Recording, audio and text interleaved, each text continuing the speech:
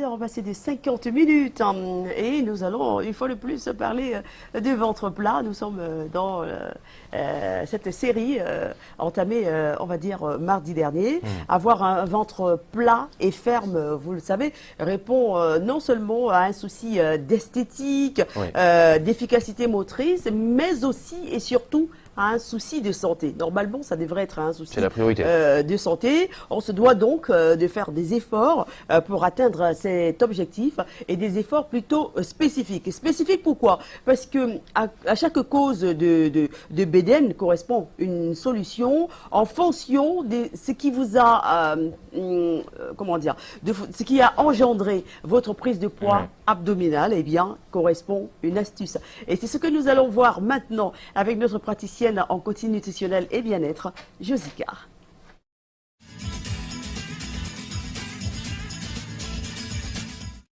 Bonjour à vous, bienvenue sur Canal Matin.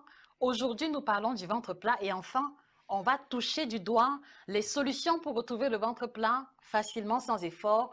Et de la même manière que nous avons procédé la dernière fois, on va aller cause après cause pour trouver à chacune des causes la solution correspondante. La dernière fois, nous vous avons invité à faire votre examen de conscience en essayant d'identifier la cause fondamentale qui vous a poussé à prendre du ventre. Et donc, s'il s'avère que vous avez pris du ventre à cause des boissons alcoolisées, à cause des boissons gazeuses, à cause de l'excès d'eau gazeuse ou pétillante, vous l'aurez compris, la première solution pour retrouver son ventre plat, c'est d'éliminer complètement de son alimentation ces boissons-là. Et s'il n'est pas possible d'éliminer, réduisez de façon conséquente. Qu'est-ce que nous voulons dire de façon concrète? Cela veut simplement dire que si vous buvez régulièrement de l'eau gazeuse ou de l'eau pétillante, à raison de 7 jours sur 7, dans la perspective de retrouver le ventre plat, il sera question pour vous de consommer de l'eau pétillante 2 à 3 fois et que la majeure partie des fois, ce soit de l'eau plate. S'il savait que vous buviez au moins 3 à 4 bières par jour,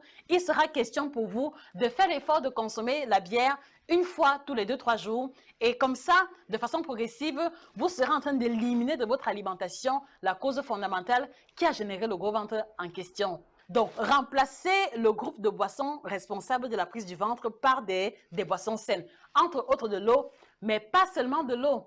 En plus de l'eau, nous allons vous encourager grandement à intégrer dans votre alimentation le thé vert, qui, vous le savez, est cette boisson-là qui va comme ça aider à débarrasser complètement l'organisme du mauvais cholestérol, à débarrasser complètement l'organisme du gras accumulé. Et quand nous parlons de thé vert, vous le connaissez forcément. Donc, intégrez le thé vert dans votre alimentation. Vous pouvez commencer par le prendre le matin à jeun. Donc, ce matin, avant de sortir, par exemple, faites l'effort de prendre votre tasse de thé vert.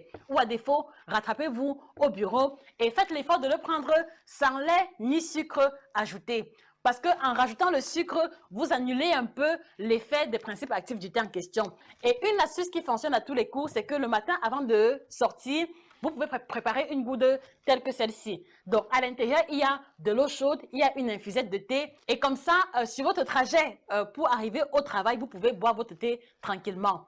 Ou alors, vous l'emportez avec vous et lorsque vous travaillez, vous l'avez à proximité. Donc, comme ça, quand l'envie de manger quelque chose ou de grignoter va survenir, quand l'envie de vouloir commander une bouteille de jus à la cantine viendra, commencez d'abord par prendre le thé vert. Et je vous assure, cela réduira au moins de moitié l'envie ou l'intensité de prendre une boisson qui n'est pas appropriée.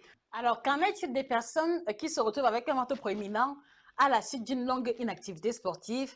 Qu'en est-il des personnes qui se retrouvent avec un gros ventre 6 mois ou 1 an plus tard après avoir trouvé du travail ou alors après avoir connu un changement dans leur vie personnelle? Alors à ce niveau, vous l'aurez compris, il faut changer, il faut également effectuer la transition sur votre qualité de vie. Donc si vous étiez inactif physiquement par le passé, trouvez le moyen d'intégrer l'activité sportive dans votre hygiène de vie. Et je vous assure, ce n'est pas très compliqué. Il suffit simplement de commencer avec 15 minutes de sport tous les matins avant de sortir de la maison. Et vous allez vous rendre compte que 15 minutes pendant 4 jours de la semaine, c'est 1 heure de sport. Ce n'est pas rien lorsqu'on essaie de changer son statut pondéral. Donc, intégrer l'activité sportive dans votre routine quotidienne, mais aussi à côté, effectuer une transition au niveau de l'alimentation. Vraiment, j'insiste beaucoup là-dessus. Et lorsque nous insistons au niveau de l'alimentation, vous devez comprendre que lorsqu'on veut retrouver le ventre plat, les efforts se jouent à 75% dans l'alimentation et 25% d'activité sportive.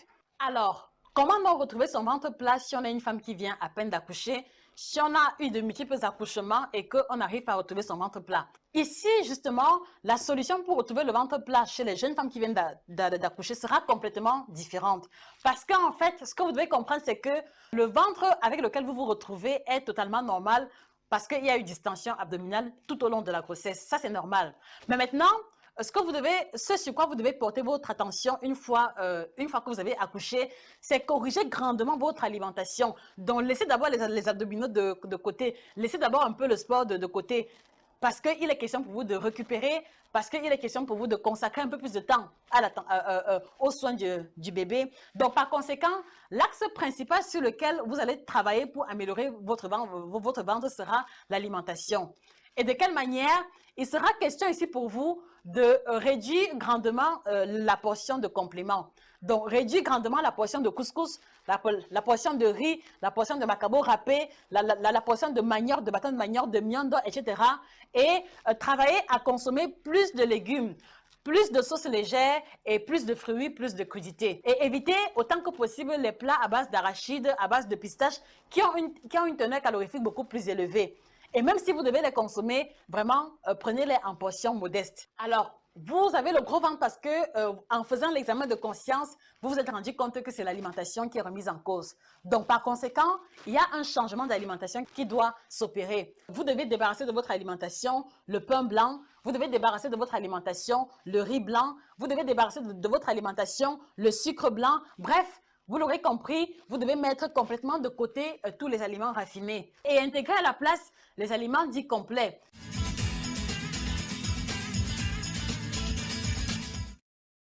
Qui adore manger du pain blanc, la baguette, qui mange 1, 2, 3, 4, 5 baguettes hein, et qui se plaignent d'avoir un gros ventre. Franchement, il va falloir faire quelque chose. Ouais. On a bien saisi, hein, Chouchou, avec Rosika, qu'on ne peut attaquer son problème que quand on connaît la cause de ce problème-là. Alors, si vous avez un gros ventre parce que vous mangez trop, il va falloir revoir votre façon de manger. Si c'est parce que vous êtes super stressé, parce que le stress aussi hein, peut vous faire avoir le gros ventre. Il va falloir un tout petit peu lâcher prise, peut-être rencontrer même un psychologue si c'est énorme, ce n'est pas seulement pour les autres. Hein. Ouais. Parce que des fois quand on dit est-ce que vous avez rencontré un psychologue ce sont les Blancs qui font les choses comme ça. Mais c'est vrai quand même que tout le monde. Le constat il est clair. Hein. Oui. Quand on a une bédaine, c'est forcément, il n'y a rien à dire. Des fois, dans la majeure partie du temps, c'est parce qu'on peut-être on prend beaucoup d'alcool, ou bien parce qu'on mange beaucoup. Hein. Soit c'est de l'alcool, soit c'est parce qu'on mange beaucoup, il n'y a rien à dire. Et des fois, les heures aussi sont très importantes. Les heures de prise de repas. Quand vous mangez déjà après 20 h, après 20 h, vous mangez un bon plat de taro ou un bon plat de banane malaxée. Hein, c'est aussi compliqué ça. Ça dépend de ce que vous mangez après 20 h. Si après 20 h, vous vous faites plaisir avec une belle petite salade, ça va encore. Avec un fruit, ça va encore. Mais si vous faites comme mon soleil, mon chouchou, vous appelez ça.